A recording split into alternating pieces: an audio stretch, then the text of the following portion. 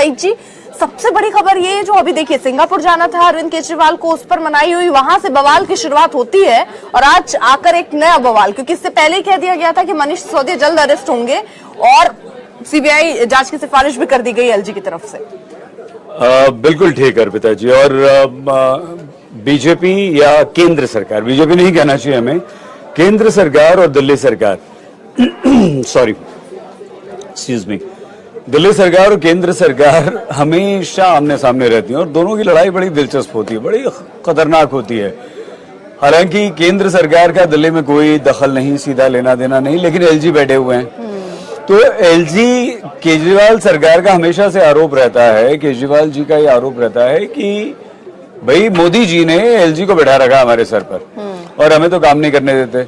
याद कीजिए, हम कुछ नहीं कर सकते, कुछ नहीं कर सकते, केंद्र से हमें ये नहीं करने देती, दिल्ली पुलिस हमारे अंडर में नहीं है। कहा कि हम इतने ईमानदार हैं, हमारी ईमानदारी से वो डरते हैं, हम जैसे फैल रहे हैं एज अ पार्टी, हम पंजाब में पहुंचते हैं, इससे बीजेपी वाले डर रहे हैं और इसीलिए हम पर सीबीआई और इस तरीके के एक्शन सत्येंद्र जैन के बाद अब मनीष सिसोदिया, हमने पहले ही बता दिया था कि देखिए मनीष सिसोदिया पर एक्शन होगा और अब सीधे नाम जो रिपोर्ट में है वो मनीष सिसोदिया का ही है।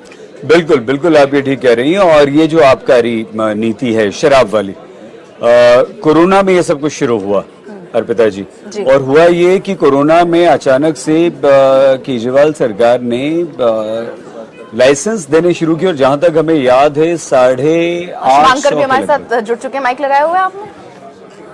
ठीक है, हम बात कर रहे थे आज मनीष सिसोदिया, जिस तरीके से आज पूरी ये खबर। सईद सर और आप काफी दोनों खूबसूरत लग रहे हैं और आप भी लग रहे हैं। इनको ये एक्चुअली कॉम्प्लीमेंट इसीलिए होता है ताकि इनको भी कॉम्प्लीमेंट वापस कर दिया जाए, फिर जो स्माइल आती है ना, एनीवेज नहीं समझ गई प्यारी। आप अपनी बात कंप्लीट कीजिए।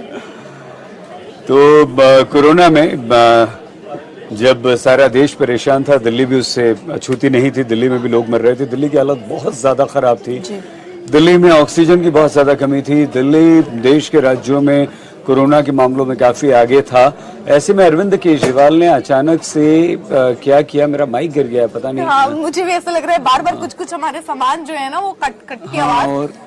ठीक है, माइक ऑन है, माइक ऑन है, माइक ऑन है। सॉरी दोस्तों, ये टेक्निकल प्रॉब्लम के पीछे माइक है, आई कार्ड गिरा हुआ है, आई कार्ड के बाद में उठा सकते हैं, कोई बात नहीं। तो 850 के लगभग, आप दोनों करेक्ट कीजिएगा इफ आई एम रॉन्ग, अगर नंबर में कहीं कुछ है, तो इतने लाइसेंस दे दिए दुकानों को, जाइए आप दुकानें खोलिए, और उसपे शराब पे जबरदस्त छूट दे दी गई। इसके बाद क्या हुआ कि ये रेवेन्यू जनरेशन के लिए किया, दिल्ली सरकार ने कहा कि भाई इससे हमारे पास पैसा आएगा और हमारी स्थिति खराब नहीं होगी, हम एमसीडी कर्मचारियों को पैसा दे सकेंगे, हम सरकारी कर्मचारियों को पैसा दे सकेंगे, हम सरकारी स्कूल में जो टीचर्स हैं उन्हें पैसा दे सकेंगे, सैलरीज दे सकेंगे। ये करते हुए उन्होंने कहा, अब पता ये चला कि मोदी, आप लोग कुछ बात करना चाहते हैं? नहीं। अच्छा, मैं इसी से जुड़े, आप जब बात खत्म करेंगे तो आपको नहीं, मैंने सोचा कि आपका वो इंटेंशनली मैंने ऑन किया है। एक्चुअली आप अपनी बात अगर पूरी, अरविंद केजरीवाल का एक बयान आया था कि ये मनीष सिसोदिया को गिरफ्तार कर लेंगे, ये पिछले महीने बयान था।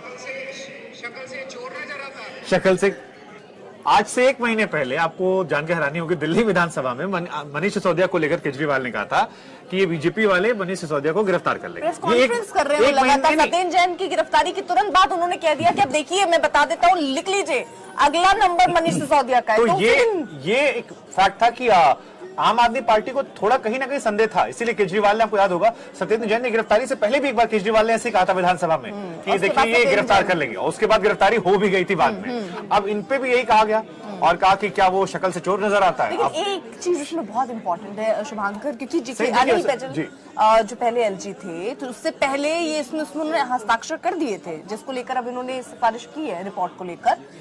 लेकिन अब जब एलजी चेंज हुए हैं, आप सक्सेना साहब, वो ये कह रहे हैं कि नहीं, इसमें अब सही नहीं पा रहे हैं हम, इसमें कुछ गड़बड़ है। तो सवाल ये है कि क्या उस समय हो गया, तो क्या कोई 2 चीजें हैं। सवाल उनके फैसले पर भी, क्या फैसला आया, फैसले को लेकर यहाँ जो बात हो रही है इस बार वो ये हो रही है कि तकरीबन 140 करोड़ से ऊपर ऐसा है जो माफ कर दिया गया है शराब ठेकेदारों का, और बीजेपी आरोप लगा रही है कि जो ये माफ किया गया है, ये केवल माफ नहीं किया गया, ये चीज पहले भी आ चुकी ये थी पीछे ना? से आपने उनसे पैसा लिया पहले है। भी आई थी जब ये अनिल बैजल साहब ने जो रिपोर्ट जिसका जिक्र कर रहे हैं ना, ये सक्सेना साहब जो एलजी हैं अभी जिसका जिक्र कर रहे हैं, इससे पहले भी इसका जिक्र वो फाइल गई थी, उस पे अनिल बैजल साहब ने हस्ताक्षर कर दिए थे। ये अभी एक बार फिर ये आबकारी नीति को लेकर हस्ताक्षर किए उसी थे। को लेकर की बात तो मैं कर रही उसमें अब जो ये आरोप लग रहे हैं कि पंजाब चुनावों में, हालांकि देखिए आम आदमी पार्टी बीजेपी के आज के दौर में एक बड़ी कह सकते हैं कंपटीशन देने वाली पार्टी है, क्योंकि वो ये कह भी रहे हैं खुल के कि हम बाकी जैसे पार्टियों पर आरोप progress लगाते कर हैं रहे कि हैं, उसी की आप वजह ये से। प्रो मुस्लिम हैं, ये ऐसा है वैसा है। आप पर ये आरोप नहीं लग पाते हैं।